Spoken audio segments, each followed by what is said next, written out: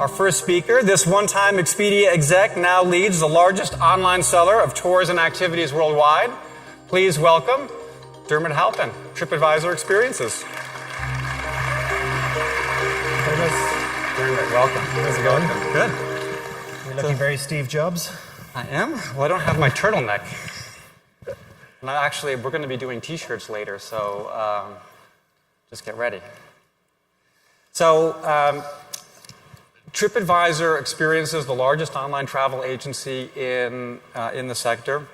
It's really been kind of the shining star within the TripAdvisor family. It seems like every earnings call, there's some big new announcement, and you're driving a lot of the growth behind the company. Can you just give us a sense of like where the business is today, a sense of the scale, some metrics that you can share so we feel for how big it is and where it's headed?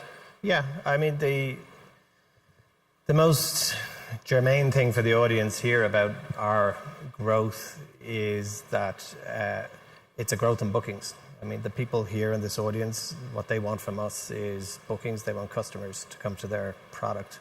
So I think that's the most notable part of our evolution.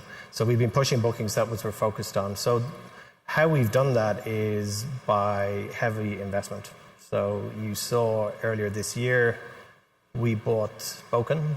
Bokun is a tailor-made software for people in this room to manage their businesses and to get online.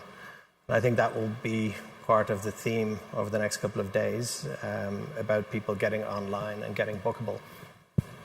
Another very large area of investment for us was in a new supplier platform, because even if we are the leader, we don't take that for granted. And we have entirely rebuilt the supply experience to make it easier for you guys to do business on our platform. We believe that we are there to facilitate your business. So we need to make sure that that's an easy and pleasant experience. So there's been heavy investment in that, and that's rolling out right now. Then we run a marketplace, so there's been investment obviously in the distribution side. We've entirely rebuilt the Viator experience, and that's rolling out right now too, which will allow us to modernize and to evolve that brand and to drive more bookings. And there is a theme about driving bookings. Bookings are good for we'll come back to that. We'll come back to that. So, but how many total experiences or activities in TripAdvisor? There's 125,000 products now that are bookable, but actually many more listings. Is that correct? There's a million. There's a million listings of various things people can do. Wow, amazing. So there's a very small percentage are actually bookable right now. So, so Steve Kaufer, the CEO of TripAdvisor, he's made a number of public statements about the business. So a couple of years ago, he said, this could be a $1 billion business for us. And you had a colleague, Ben Drew, speak here last year, and his words were that everyone on the Experiences team was eternally grateful for Steve making that comment.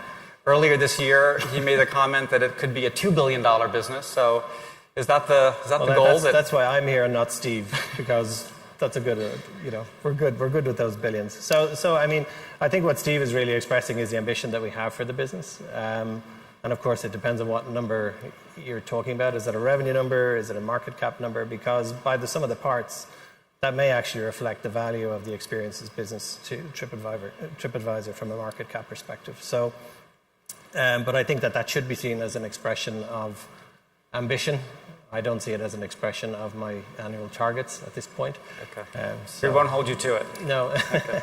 So there were a number of things that you were just talking about that I want to unpack a bit that I think are really important. So first is, the brand. So you mentioned Viator as well. So this is interesting. It used to be TripAdvisor Attractions, but on the website it says Things to Do. But you've also got Viator, and now it's TripAdvisor Experiences. Can you just kind of walk us through? Okay, what's the brand? Is one a consumer brand? Is one really a brand for operators? How should we think about the brands within the TripAdvisor Experiences portfolio? Yeah, I mean, the brands that are very relevant to people here are on the distribution side. You've got the Viator brand and you've got the TripAdvisor brand. The TripAdvisor brand has 500 million people shopping every month. So it's a huge franchise. And then the other relevant brand here is the Bokun brand.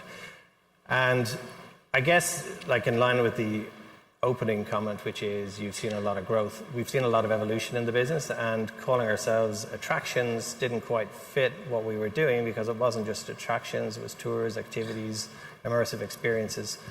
So it was primarily more of an internal thing. The TripAdvisor Experiences was how do we talk to our employees about this, and also on the supply side to make it easier for people to interact with us. Should I be logging into TripAdvisor? Should I be logging into Viator? That's technically something that we're cleaning up right now to make it simple.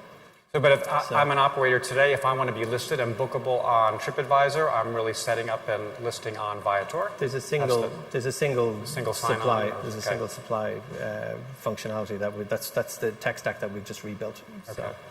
So now we had a lot of questions come in from our attendees in advance through email, and we're going to be opening up to questions on the floor as well. But there's Is the guy with the axe allowed to ask a question too? Well, we'll see how the interview goes. But I just want to go through a few that came out that I think are really relevant. So first. I think it was last year, so TripAdvisor began removing URLs and contact information from operator listings on the site. I think there were a number of folks who were not overwhelmingly delighted by that effort. Would like to understand why did you do that? I think some are coming back now, but what's kind of behind that and what's going on? Yeah, I mean, TripAdvisor, we run a marketplace business. So you've got the needs of the consumer, our kind of mutual customer. You've got the needs of the suppliers, and you've got the needs of TripAdvisor as a business. And we're trying to balance those things always with an emphasis on solving for the consumer. So I think that the complaints actually were, hey, we used to get this traffic for free, and we're not getting this traffic for free anymore. And that isn't traffic that ever came to TripAdvisor for free. So if you put it in the context of TripAdvisor over the past 7 years has gone from 50 million uniques coming to the site every month to 500 million uniques. So we have been investing in the platform. So it's really a matter of a business decision about what is the best balance between those things. Now, as you know, we actually reversed that decision, and that's part of every consumer internet platform. We're trying different things to affect our aims. So over time, we'll see how we can best affect the aim of balancing those things. That was simply what that was. Well, so here's another question. I think that will come in. So algorithm changes. So when you make a tweak to the algorithm, that can affect search results and makes a lot of people unhappy. Yeah, it did.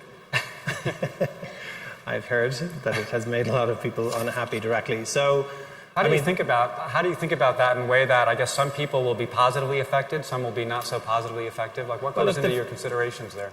The first thing to think about is I don't think we did a very good job of communicating that. So I think that's on us to do a better job. So I would apologize to people who were caught blindsided by that. I think we can do a better job than that. So that was a lot of the kind of the vinegar that was in that situation. But if you go back to what we're talking about how do we sort things on a site? And if people here probably remember the yellow pages when things were all sorted alphabetically, and people will probably remember that there were a lot of businesses called AAA plumbers and AAA builders and more AAA plumbers, and they were given top billing, not because they were great businesses, but because they were kind of gaming the system a little bit and realized that this was sorted alphabetically. Now, that's decades ago, and the world has moved on, and we have lots of information about signals of supply quality. So, for example, review quality or activity on our platform. These are all signals of supply quality. And we, like most consumer internet platforms, have a proprietary algorithm that tries to use as many of those signals to present the best results to any given consumer. So what you saw there was a not very well communicated change in the algorithm. And as you've said, there were definitely people who lost position, but for everybody, it's a list. For everybody who lost position, somebody gained position. So I was actually shocked last year when I was on a tour in Sydney, and the guide finally, after 3 hours, turned out and said, "Oh, yeah, you guys changed it, and I got 3 times the business." If he had lost position, I doubt it would take them 3 hours to bring that issue up with me. But I don't know about that, actually.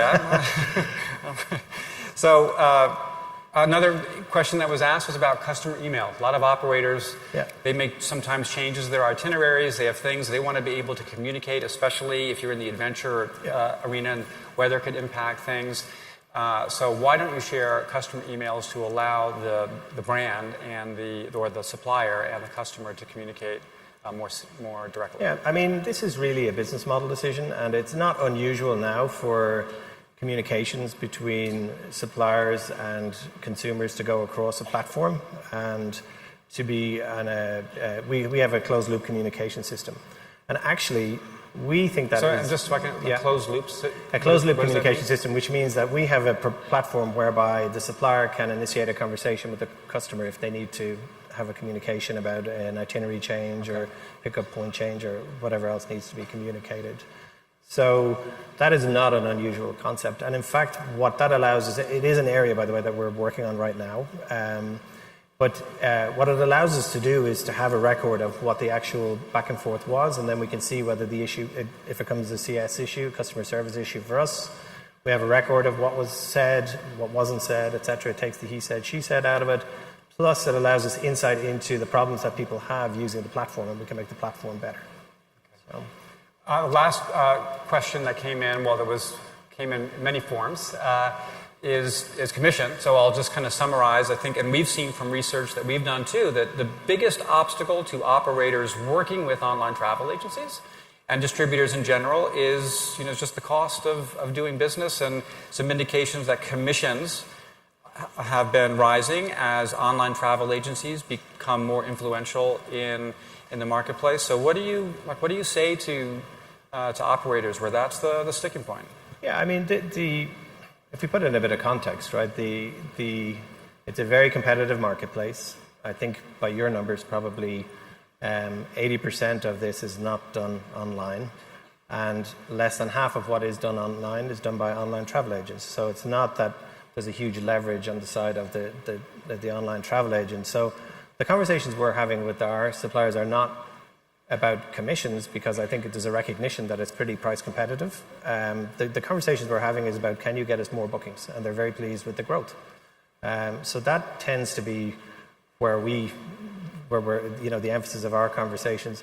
And the other thing to think about is that this comes back to online bookability, that people in this room should give themselves options by getting online bookable, which is the whole purpose of the Boken acquisition. A very high quality product, it's a very low cost. Get yourselves online and get yourselves bookable, and then you'll have options to go direct or to use the channels. We don't believe that we have any monopoly or lock-in. We have to earn your business. So we're unafraid of people going online and distributing in a direct way, because we believe we have a role to play in distributing your product. So let's talk about the Boken acquisition. So why? Well, there's two pieces to it. So one was the acquisition itself. Yeah. So you're kind of dipping into another part of the business. So what's the driver behind that acquisition? And then also you basically are giving it away for free now. I mean, it's what like that's great. Thank you. A penny a booking or something like that's the price. So what's behind that? Well, if we start with the rationale, I mean, the rationale is the entire answer to both parts of your question. The rationale is that we are an online travel agent, and that if this product is not bookable online, we can't sell it. So it is not simply an altruistic gesture on the part of TripAdvisor.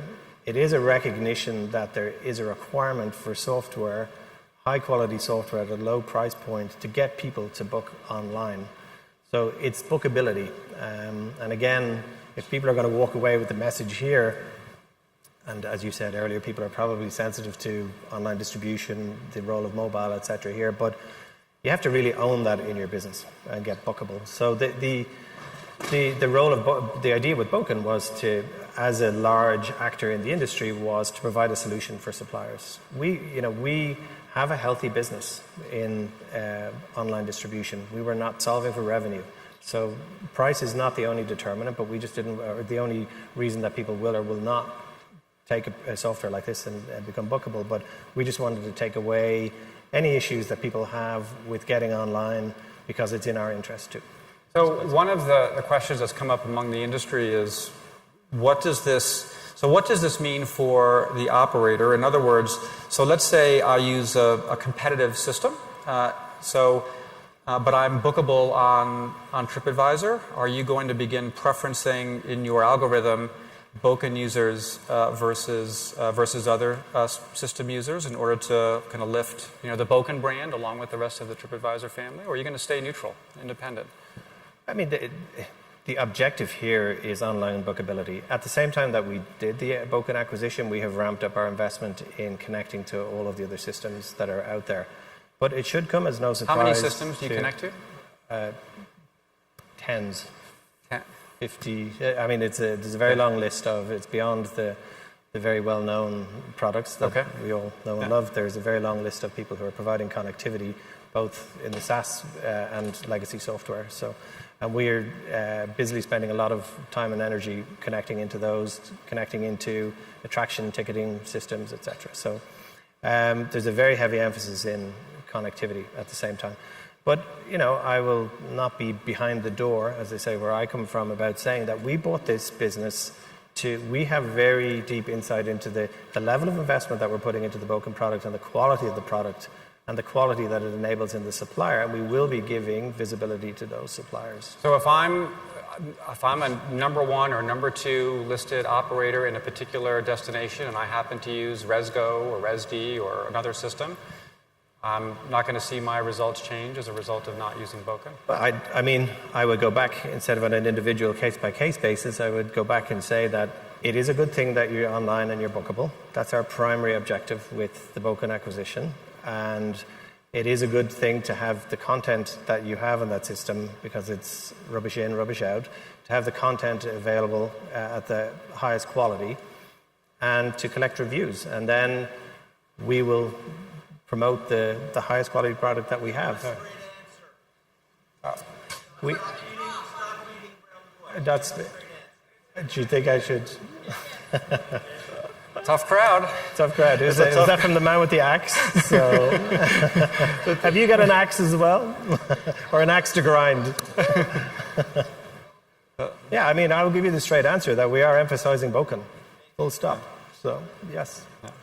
So does that mean that, just remember, though, that any consumer internet franchise depends on how it serves the traveler. So the things that we do are dependent on whether or not we fulfill the traveler's requirements. They have many, many options besides us and besides any individual here. So our actions are always, the traveler perspective always comes first. So I think we have a question from the floor. We just had one. Hi, Douglas. Ted Miller with Adventure Office. It goes back to your closed environment or closed communication loop. About 10 to 15 years ago, the vacation rental space was in the same location or same position. And right now, that space is very worried because they've lost full control of their customer experience and pricing capabilities. And one thing this industry hasn't seen yet is that sort of awareness.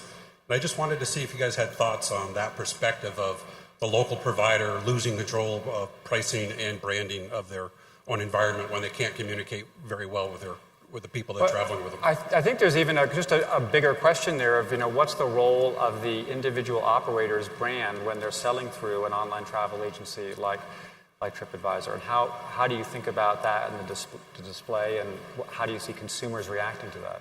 I think that the primary brand that we have to look after is the Viator brand and the TripAdvisor brand, and what our proposition in terms of breadth and bookability. And that's not at the exclusion of every other brand in this ecosystem. So, to the point of whether or not you're losing control, I think in the rentals industry over the years, what happened was that you had a lot of individual actors who are not necessarily providing a great quality experience in general. And what the distribution systems like TripAdvisor and others had to do was to come up with methodologies whereby we could provide a consistent experience. And that is where closed loop communications was actually very effective, whereby you have a lot of he said, she said, you have a lot of fraud. So you have to be able to monitor who said, hey, why don't you take this booking off the platform?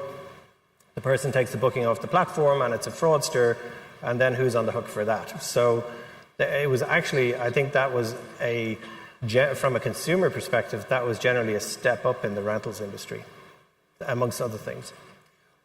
So I want to talk a bit about competition. Who do you worry about the most?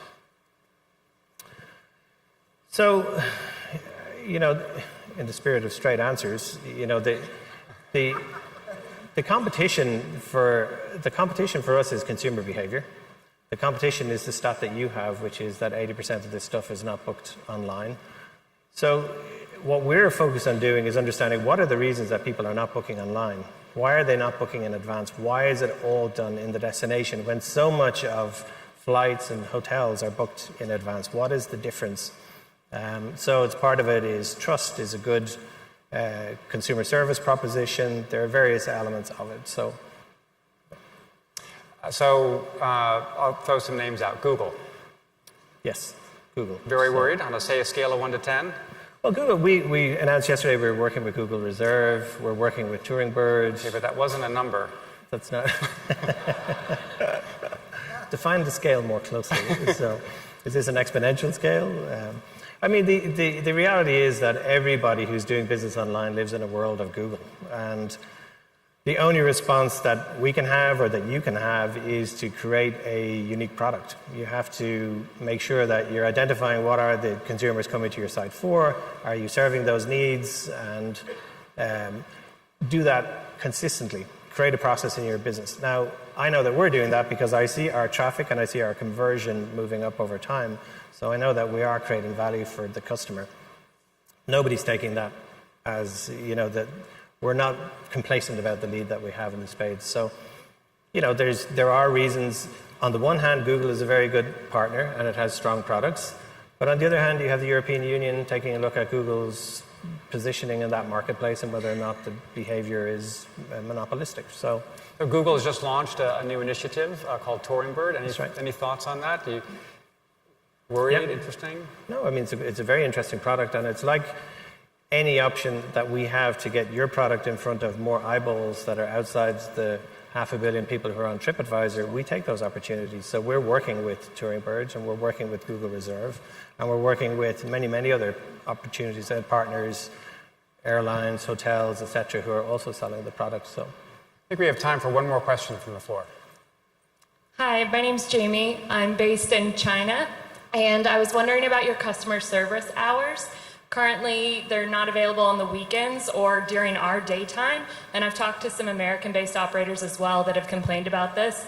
So I'd love to know when that's going to be round the clock, since you have so many international experiences. Yeah, so that's a really good question. So customer service, what I can tell you in general is that customer service has been a huge focus for the business in the past 18 months. Our contact ratio has gone down by half. So that's, I'll get to the question exactly in a second, but the objective is to identify why people have reasons to call us. Now, the reasons that we find are then translated into a better technology solution, which is this new supplier platform that I was telling you about, which is rolling out right now. So first off, we're trying to work on the problems to make sure you don't have to call us.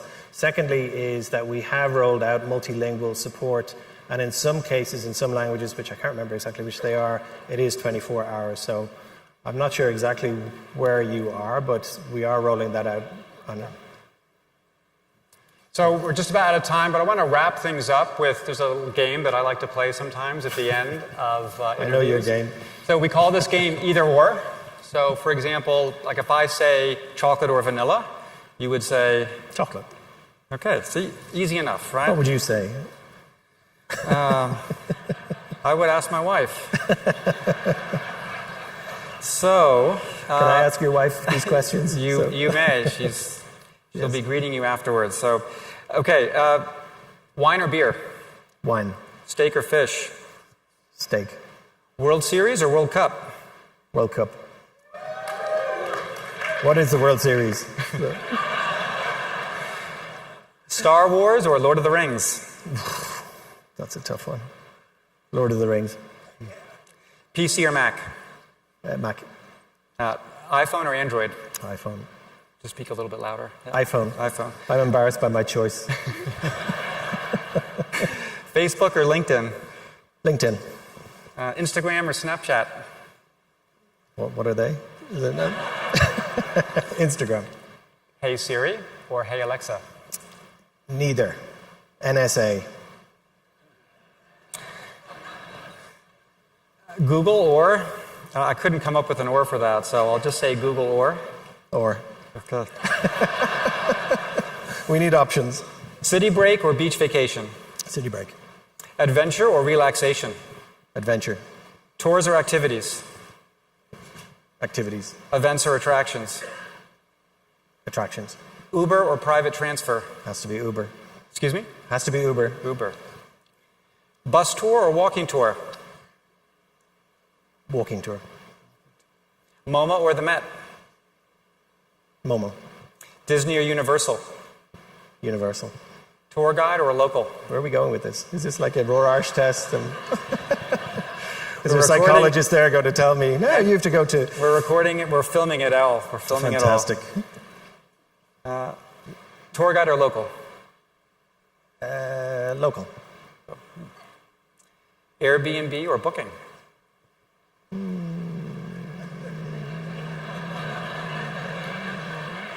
Can we come back to that one? Can I ask your wife? Fluke or get your guide? Get your guide. Traveler reviews or professional reviews? Traveler reviews. Review site or booking site? Booking site. 20% or 30%?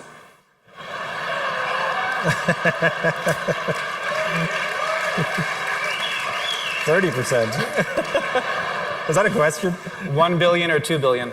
2 billion. Okay. Ladies and gentlemen, Dermot Halpin. Thank you, sir. Oh, we have one quick thing. Everyone has to do it. Dermot, you got to grab a T-shirt. Can you pull one out, please? Sure. We'll just. It's got to pull it from the bottom.